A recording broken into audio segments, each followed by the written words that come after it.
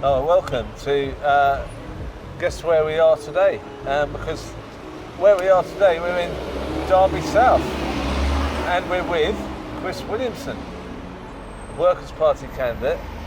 How are you doing, Chris? I'm doing very well, thanks, Crispin. Very well indeed. And how's your campaign going? It's going better than I could have expected, actually. I mean, it almost feels too good to be true. It feels a lot better even than the 2017 campaign, and that was the best campaign I was ever engaged with. I've never known a situation where you don't find any negative reaction on the doorstep. I tell you what's been really heartwarming for me personally, going around the ward here where I used to be the councillor. People like you remember me from when I was a councillor. Oh, from years ago. Yeah. So obviously I must have done something right back then. Oh, yeah. Chris was the local councillor here, and since he's not been the local councillor, it's all gone to rack and ruin. And the people who remembered him from when he was a councillor obviously want him to be the MP because he might get it back in good shape again. 64, that could be supportive. 64, comrade? 64.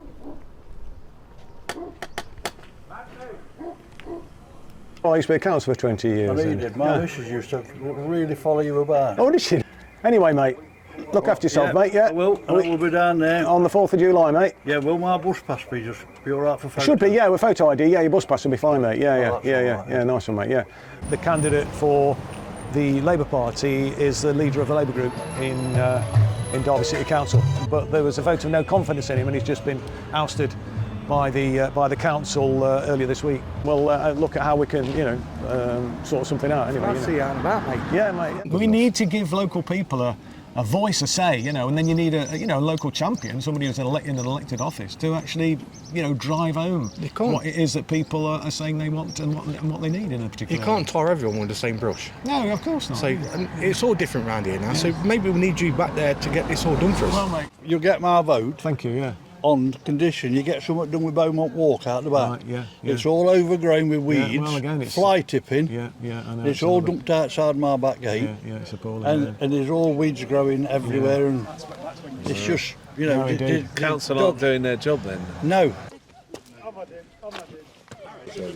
He was in this ward, yeah? In this ward, this was Chris. All these side streets. How did you resolve all this problem with the crime around here? Well, one of the things we do is we brought all the agencies together. So we got the police and the fire service and the youth service, and we all collaborated, working together, but not kind of in a top-down sort of agencies we know best approach. But we engaged with the communities. And one of the main concerns we had was that there was a community centre here, but it was in a very poor state of disrepair, really dilapidated. So we managed to secure a new community centre, a bowling green for the older residents, a multi-use games area for the kids, youth shelters and stuff like that. And we engaged directly with the young people themselves, and they then I felt, kind of took ownership, if you like, of the facilities that we were providing. And an area that was the crime hotspot for the whole city. Actually, we had from being the worst crime area to the lowest crime rate. What are you wanting to do, mate? I don't know, hopefully plastering. Oh, yeah, mate. I used to be in the building trade myself. Yeah. I was a bricklayer. You wouldn't believe it with these soft hands, but I used to do it. And my dad was a plasterer. Was he? Yeah. Good money. It's good money. It's hard work, mine, but it's very rewarding, I think. When you're actually able to, build something or create something like that. You're like an artist, really, when you're a plasterer, mate. Yeah. What bricks are you using? Are there's your blue bricks. Let's have a look here. Let's have a look. Yeah, I used to wield one of these. Yeah. Well, good luck anyway, everybody. Anyway, best of luck. Yeah. Good luck. Nice to see you. Yeah. Cheers. Good luck. See you later. Yeah. Cheers. Good luck. Cheers. Bye bye. Cheers. Thanks a lot. Chris, so it's interesting, you're just talking to some builders there, Yeah. And obviously you were a builder in the That's past. right, yeah. Can you tell us about your background there? Yeah, I was just sharing some anecdotes. I used to be a bricklayer. I got my advanced City and Guilds in bricklaying, believe it or not. I always saw my role as being a representative of the people.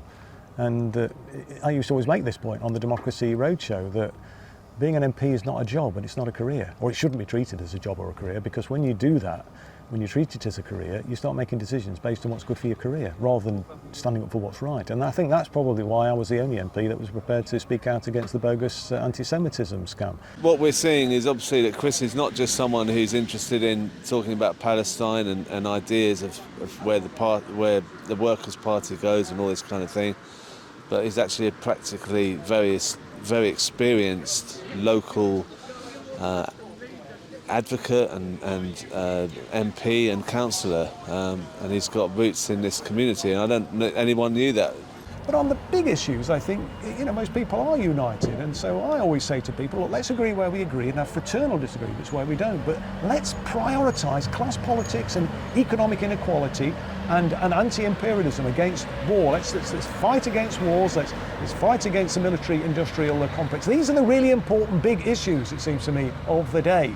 With three real kind of key platforms that we are standing on is stand up for the working class, prioritise the issues for the working class, stop selling arms to Israel, to commit a genocide in Gaza, It's arms to anybody that's committing genocide. And the third point is to oppose wars. Yeah. Because the problem is you've got the political class who are in the pockets of the military-industrial complex. Exactly, because they're going to make money. They make money out of it. I won't vote Labour. No, indeed. I won't vote Conservatives because Yeah.